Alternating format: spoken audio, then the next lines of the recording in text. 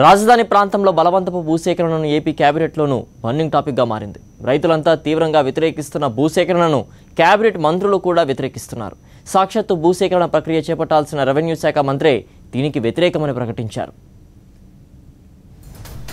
AP కేబినెట్లో భూసేకరణ చిచ్చు, బలవంతపు భూసేకరణపై మంత్రుల్లోనూ అసంతృప్తి, చంద్రబాబు నారాయణ వైఖరిపై ఆగ్రహం, రైతుల్లో వ్యతిరేకత చూసి ఉక్కిరిబిక్కిరవుతున్న మంత్రులు, భూసేకరణకు వ్యతిరేకమని ప్రకటించిన డిప్యూటీ సీఎం, భూసేకరణకు మద్దతు తెలపని ఉత్తరాంధ్ర సీమ మంత్రులు, కృష్ణా గుంటూరు మంత్రులు తప్ప అంతా గప్చుప్. భూసేకరణకు మద్దతిస్తే రైతుల్లో వ్యతిరేకత వస్తుందని సతమతం. కేఈ వ్యాఖ్యలకు ఇతర మంత్రుల మద్దతు. స్వపక్షంలోనే వ్యతిరేకతతో సీఎం చంద్రబాబు షాక్.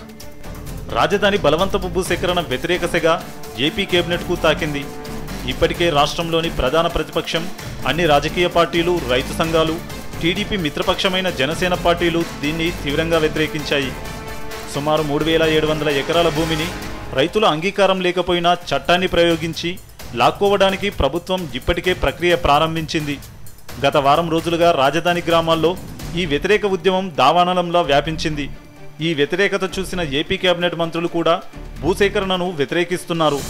సాక్షాత్తు ఏపీ డిప్యూటీ సీఎం, రెవెన్యూ శాఖ మంత్రి కేఈ కృష్ణమూర్తి తాను భూసేకరణకు వ్యతిరేకమని స్పష్టం చేశారు. రాజధానిలో భూసేకరణ చేయాల్సిన అవసరం లేదని కుండబద్దలు కొట్టారు. రాజధానిలోనా సంబంధం లేదని మేము అనడం లేదు. నారాయణ గారు ఏం చెప్తున్నారంటే ల్యాండ్ పూలింగ్తో పాటు భూసేకరణ కూడా చేస్తామని వారు చెప్తా ఉన్నారు. దానికి మేమేమో నో కామెంట్ అని చెప్పాను అంతే. అవసరం లేదని చెప్పి నేను భావిస్తా ఉన్నా. భూసేకరణ అనేది కన్ఫిస్కేషన్ అవసరం లేదు. ఒక్క కేఈ కృష్ణమూర్తే కాదు, మెజార్టీ మంత్రులు ఈ భూసేకరణను వ్యతిరేకిస్తున్నారు. కేవలం సీఎం చంద్రబాబు, మంత్రి నారాయణల అభిమతం మేరకు ఇలా చేయడం వలన ప్రజల్లో తీవ్రమైన వ్యతిరేకత వస్తోందని మంత్రుల్లో గుబులు మొదలైంది.